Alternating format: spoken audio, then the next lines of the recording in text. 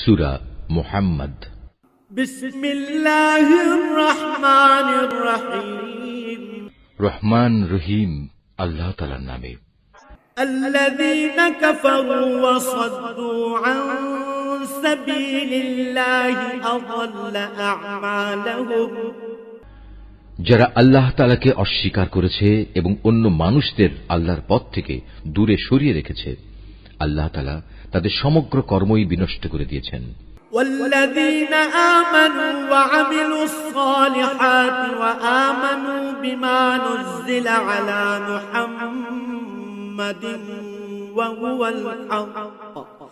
হুয়াল হাক্কু মির রাব্বিহিম কাফফারা আনহুম সাইয়্যাতিহিম ওয়া আসলাহা বালাহুম। যারা আল্লাহর উপর ঈমান এনেছে এবং ভালো কাজ করেছে, মুহাম্মাদের উপর আল্লাহর তরফ থেকে যা কিছু নাজিল করা হয়েছে তার উপরও ঈমান এনেছে, যা একান্তভাবে তাদের মালিকের পক্ষ থেকে আসা সত্য, আল্লাহ তাআলা তাদের জীবনের সব গুনাহখাতা মাফ করে দেবেন এবং তাদের অবস্থা শুধরে দেবেন। ذلك بأن الذين كفروا اتبعوا الباطل وأن الذين آمنوا اتبعوا الحق من ربهم كذلك يضرب الله للناس أمثالهم। এই সব কিছু এজন্য হবে যারা আল্লাহকে অস্বীকার করে তারা মূলত মিথ্যারই অনুসরণ করে, অপরদিকে যারা ঈমান আনে তারা তাদের মালিকের কাছ থেকে পাওয়া সত্য বিষয়ের অনুসরণ করে, আর এভাবেই আল্লাহ তাআলা এদের জন্য তাদের দৃষ্টান্ত স্থাপন করেন। فَإِذَا لَقِيتُمُ الَّذِينَ كَفَرُوا فَضَرْبَ الرِّقَابِ حَتَّى إِذَا أَثْخَنتُمُوهُمْ فَشُدُّوا الْوَثَاقَ فَإِمَّا مَنًّا بَعْدُ وَإِمَّا فِدَاءً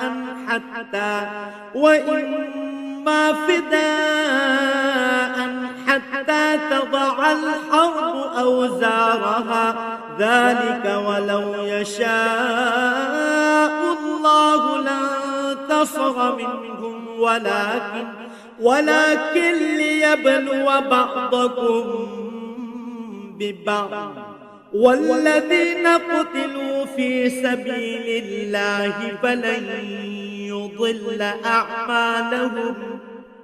অতএব যুদ্ধের ময়দানে যখন তোমরা কাফেরদের সম্মুখীন হবে তখন তোমরা তাদের গর্দানে আঘাত করো, অতঃপর এভাবে তাদেরকে সম্পূর্ণরূপে পরাভূত করিবে। তখন তোমরা বন্দীদের শক্ত করে বেঁধে রাখো, এরপর বন্দীদের মুক্ত করে দেবে কিংবা তাদের কাছ থেকে মুক্তিপণ আদায় করে ছেড়ে দেবে। এটা একান্তই তোমাদের ব্যাপার। তবে যতক্ষণ যুদ্ধ তার অস্ত্রের বোঝা ফেলে না দেবে ততক্ষণ পর্যন্ত তোমরাও অস্ত্র সংবরণ করো না, এটাই তোমাদের করা উচিত। অথচ আল্লাহ তাআলা চাইলে যুদ্ধ ছাড়াই তাদের পরাজয়ের শাস্তি দিতে পারতেন। তিনি এক দলকে দিয়ে আর এক দলের পরীক্ষা নিতে চাইলেন। যারা আল্লাহর পথে জীবন দিয়েছে আল্লাহ তাআলা তাদের কর্ম কখনো বিনষ্ট হতে দেবেন না। তিনি অবশ্যই তাদের সঠিক পথে পরিচালিত করেন এবং তাদের সার্বিক অবস্থাও তিনি শুধরে দেবেন।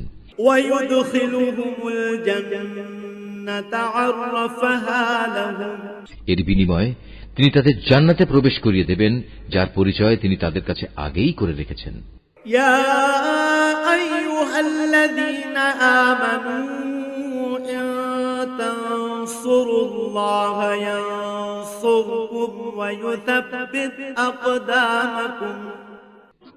ওহে মানুষ, যারা আল্লাহর উপর ঈমান এনেছো, তোমরা যদি দ্বীন প্রতিষ্ঠার কাজে আল্লাহকে সাহায্য করো তাহলে তিনিও তোমাদের দুনিয়া আখিরাতে সাহায্য করবেন এবং মিথ্যার মোকাবেলায় এই জমিনের বুকে তিনি তোমাদের পদযুগল মজবুত রাখবেন। ওয়াল্লাযীনা কাফারু ফাতা'সাল লাহুম ওয়া আযাল্লা আ'মালাহুম। যারা আল্লাহকে অস্বীকার করেছে তাদের জন্য রয়েছে নিশ্চিত ধ্বংস। আল্লাহ তাআলা তাদের যাবতীয় কর্মই বিনষ্ট করে দেবেন। যালিকা বিআন্নাহুম কারিহু মা আনজালাল্লাহু ফাআহবাতা আ'মালাহুম। এর কারণ হচ্ছে আল্লাহ তাআলা তাদের জন্য যা কিছু পাঠিয়েছেন তারা তা অপছন্দ করেছে, ফলে আল্লাহ তাআলাও তাদের যাবতীয় কর্ম বিনষ্ট করে দিয়েছেন। أفلم يسيروا في الأرض فينظروا كيف كان عاقبة الذين من قبلهم دمر الله عليهم وللكافرين أمثالها। এই লোকগুলো কি আল্লাহর জমিনে পরিভ্রমণ করে দেখতে পারে না বিদ্রোহের পরিণামে তাদের পূর্ববর্তী লোকদের কি অবস্থা হয়েছিল? আল্লাহ তাআলা তাদের সমূলে বিনাশ করে দিয়েছেন। যারা আল্লাহকে অস্বীকার করেছে তাদের জন্যও সেই একই ধরনের আযাব রয়েছে। ذلك بأن الله مولى الذين آمنوا وأن الكافرين لا مولى لهم। এর কারণ হচ্ছে যারা আল্লাহতে বিশ্বাস করে আল্লাহই হন তাদের একমাত্র রক্ষক। প্রকারান্তরে যারা তাকে অবিশ্বাস করে তাদের কোথাও কোনো সাহায্যকারী থাকে না। إن الله يدخل الذين آمنوا وعملوا الصالحات جنات تجري من تحتها الأنهار والذين كفروا يتمتعون ويأكلون كما تأكل الأنعام والنار مثوى لهم। যারা আল্লাহর উপর ঈমান এনেছে এবং ভালো কাজ করেছে আল্লাহ তাআলা অবশ্যই সেসব লোকদের এমন এক সুরম্য জান্নাতে প্রবেশ করাবেন যার তলদেশ দিয়ে ঝর্ণাধারা প্রবাহিত হতে থাকবে।